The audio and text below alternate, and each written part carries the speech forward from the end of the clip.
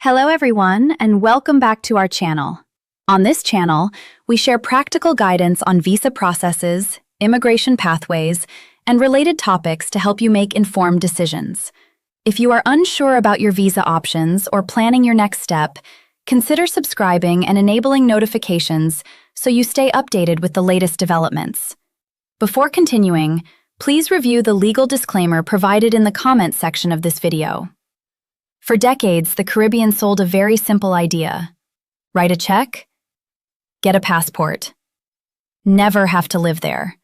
And no country represented that model better than St. Kitts and Nevis, often called the platinum standard of citizenship by investment. But that era is changing. Because starting soon, St. Kitts and Nevis is planning a major shift in how its citizenship program works. And if you're even thinking about a second passport, this directly affects you. So in this video, let's break down what's actually happening, what's real versus speculation, and what it means for your options going forward. No hype, just clarity. Let's start with the core change. Traditionally, Caribbean citizenship programs were built on one simple model: investment, passport, done, no relocation, no ongoing obligations, minimal physical presence. But now, St. Kitts is moving towards something very different. They are introducing the concept of a genuine link. That means physical presence requirements, stronger ties to the country, potential economic or social participation. In simple terms, they want you to have a real connection, not just a financial one.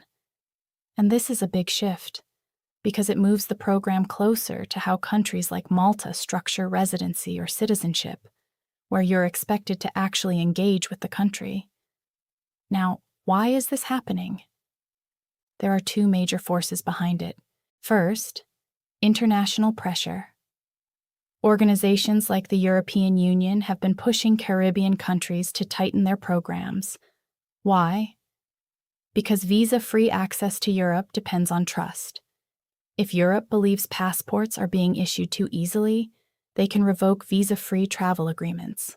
So countries like St. Kitts are trying to prove these are not just transactions, these are real citizens.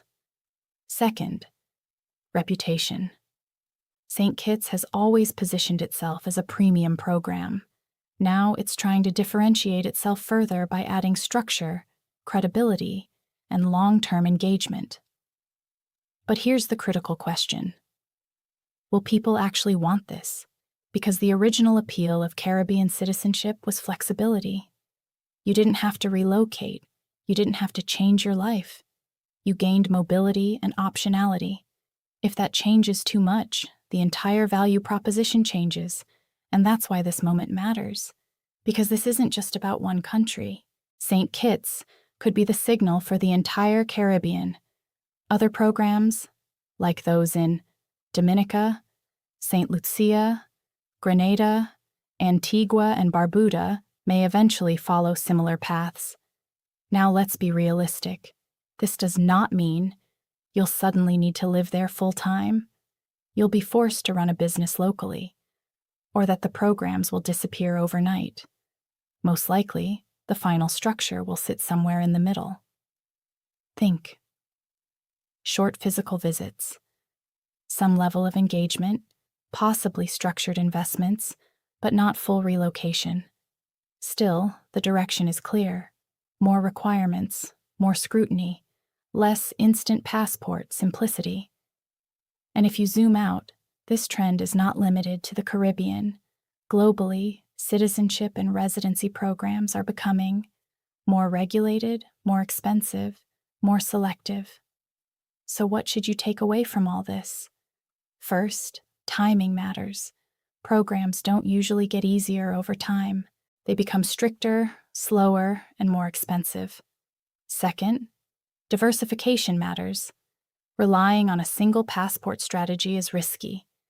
Many global investors now combine citizenship options, residency permits, multiple jurisdictions to build flexibility, and third, clarity matters. Not every program fits every person. Some people want mobility, some want tax planning, some want long-term relocation. Your strategy should match your goal, not just follow trends. So here's the bottom line. St. Kitts and Nevis is not ending citizenship by investment. It's redefining it. And whether that strengthens or weakens the program will depend on how far these changes go and how the market responds. But one thing is certain. The era of easy, no-strings-attached second passports is slowly evolving, and the people who understand that shift early are the ones who stay ahead. Now I'm curious, if you were getting a second passport, what would matter most to you? Mobility? Security? Investment? Lifestyle? Drop it in the comments, and I'll help you break down the smartest options based on your situation. If you found this breakdown valuable and want more deep insights on real immigration pathways, relocation strategies, and opportunities that actually work, subscribe to the channel and stay tuned. Because the next video might just show you the easiest countries where you can realistically move in 2026. And trust me, some of them will surprise you. Until then, stay informed, stay smart, and I'll see you in the next one.